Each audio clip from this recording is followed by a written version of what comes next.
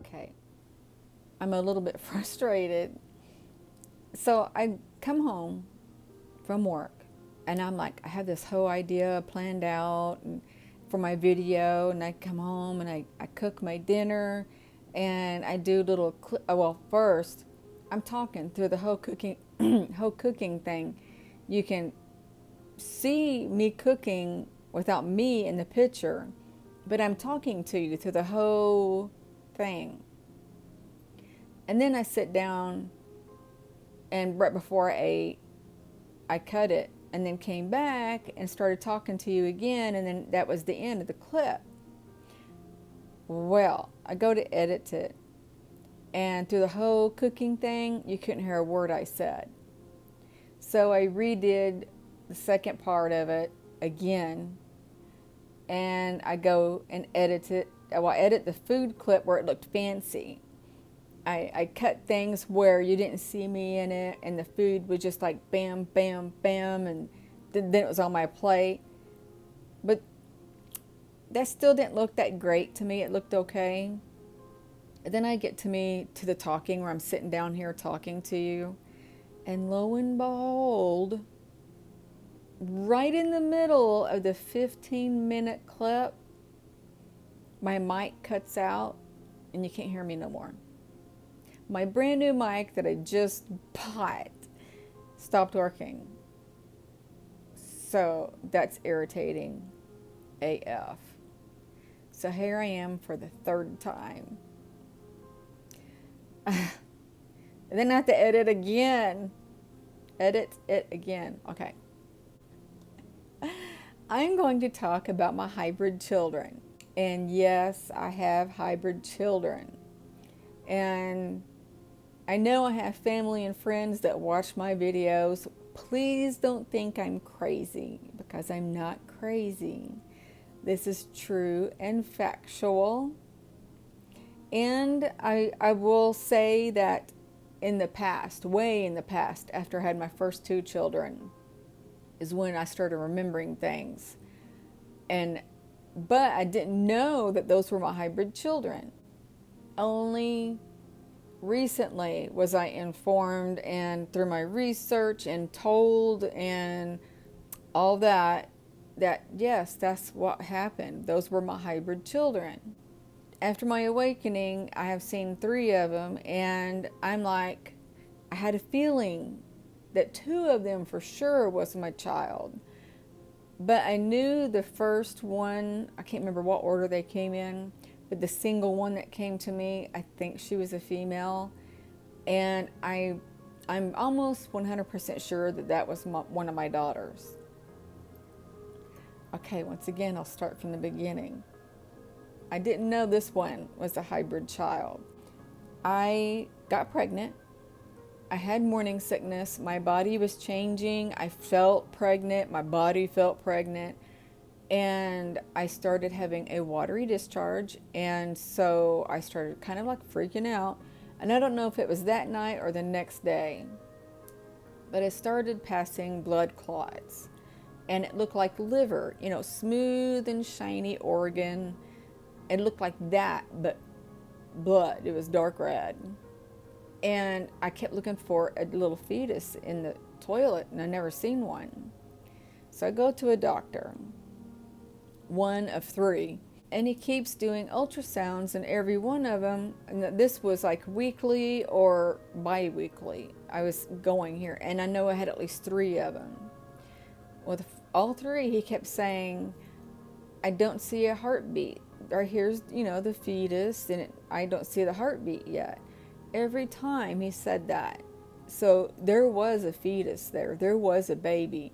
Then I ended up going to the ER, and I don't know why, because of what I'm going to tell you. They said, with me being in that stage of pregnancy, they can't do nothing to help the baby, because it's this big, they can't do anything. So that kind of, broke my heart. And I go home hoping that things would stop. And they didn't. So I finally got in to see an OBGYN, a baby doctor, or a delivery doctor, I should say. he did an ultrasound and said I had the yolk sac and I had everything else in there. The placenta was starting because the yolk sac dies off when the placenta is made. But he said no baby, and he said that's a blighted ovum. And I said, what is that? And he goes, well, there's no baby. There's everything else but the baby, so it's a blighted ovum. At the time, I didn't put two and two together, and I'm like, okay. Of course, it broke my heart. I got distraught, but I knew there was a baby. I knew there was a baby. But not until later did I realize the first doctor said there was a baby. Okay, so, like I said, everything in me knew there was a baby. My body was telling me I was pregnant. I felt pregnant. I just knew I was carrying a child, a fetus. Okay. We write contracts with extraterrestrials and coming to get us to take our eggs, our sperm, implant us, come back and get the fetus, because we are helping ourselves as well as them, in which we're them. And so that might be confusing, but we do write contracts for many things, human-wise and extraterrestrial-wise. Okay, and then the next one I remember, I don't remember what order it went in, but I remember I was dreaming, in which you think that you're dreaming in some of these, but you're actually not. So I was dreaming, or so-called I thought I was, of a being between my legs, and that being scared me. I don't know what kind of being it was, but it was scaring me. It was freaking me out. And I'm thinking, what are you doing down there? Kind of thing. And I'm freaking out. And then all of a sudden, I felt another being behind me I didn't see. And his head, I think it was on this side. I can't remember. But I looked like I had my feet up in stirrups and everything, but this being was behind me with me pushed up a little bit. And I'm sitting there and I'm freaking out. And all of a sudden he says my name in a soothing tone, really soothing. And my body knew that I knew this person or this being. And it was comforting. And I just kind of fell into relaxation, if you want to say. I felt comforted. And that's all I remember. That being behind me was my soulmate. That's been information that was sent to me recently. He was my soulmate. But I didn't know it at the time. But I remember for months, I just kept replaying in my head. I didn't know it was a starseed. I didn't know who he was. I thought it was a dream. But I just kept thinking, I know that voice. I know that voice. I love that voice. And silly to say, but it was like I was falling in love with this being who I thought I'd never seen before. And I had this attraction just come through me. And it was home, if that makes sense. I'm like, I don't know. It's hard to explain, but I just felt like he was mine and I was his, if that makes sense.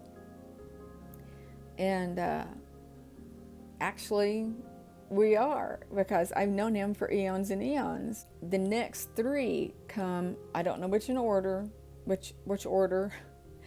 but one was a small boy, because I felt he was a male. I didn't see, eyes and all that. And then beside him was a smaller being, which was a girl. The boy I will relate to in human size, because I don't know what extraterrestrial they were. So I do know that some don't go above 4 foot, no matter how old they are. So I don't know. But at the foot of my bed, I woke up with him there. The boy was at the height, human height, of about 10 to 12. The girl was probably about 6 to 9. And when I went to the foot of my bed and held my hand out, he guided the girl forward to me, and she put her hand in mine. I made a video of this. She had black skin and big joints, knuckle joints, very small hand, very delicate. Slipped it into mine, and that felt familiar, and I kind of started crying, and I just had this stirring in my heart, like I knew her. And I kind of slid back in bed, and I went to sleep, and I was kind of sad yet happy. And another time, I was in a very bad place. I did a video of this one too, but it's very sensitive for me because I was going through a very difficult time. And these were after my awakening, of course. And this difficult time had taken its toll on me. And it's a time that still happens to this very day, but I handle it better. But then I've been going through it for so long that I wanted to go home. And I wanted to go home to my world, my own planet, not Earth. I went to bed that night, and I was crying and crying and crying and begging them to come and get me and take me home. I did not want to unalive myself, although I thought about it a few times during that time. Up until I got my apartment, I should say. And I'm like, I'm tired of being here. I'm tired of being in pain.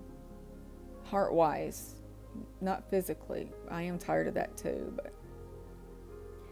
but I was begging them, please come and take me home. I don't want to be here anymore. I don't want to unalive myself because that's not the right thing to do. Please just take me home.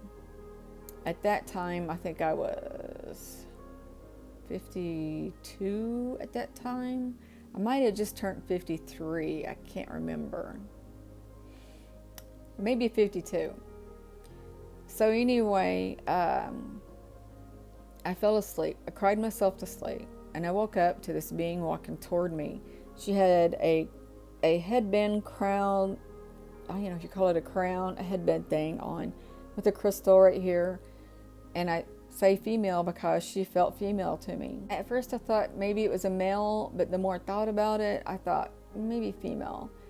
But she came to me, and I had my arms under my comforter, which is a big pillow, feather stuffing comforter. And she comes up to me, and she grabs my arm through the comforter. And yes, they know where your body parts are through that comforter. She grabs my arm and kind of squeezes it, like comforting me. Like, it's going to be okay. Everything's going to be fine. Everything will work out. And then she re-grabbed me. She did re-grab me like 3 times. And then I held up my other hand. I pulled it from underneath the blanket, held out my hand, and I felt little energy droplets going down my arm. And she grabbed my hand, and I broke down crying. And I think she put me to sleep. And those were the times that I met my hybrid children. The last one that grabbed my hand and came to comfort me, I think she was older than my human daughter. My human daughter's 32. All of these beings have touched my heart. All of the extraterrestrials actually have touched my heart. But to those children, I'm happy of where they are because they're in a better place than here. Earth is so harsh and rough, and there they are cared for intensively, and they know that they're loved, and they are loved. And I wish I was there because this place is harsh, very harsh. So I'm going to end this video here. I wanted to share all of this with you for the 3rd time. I'm fixing to edit it, and I hope that it all goes well. I love you. I'm sending you love, light, and peace. Bye.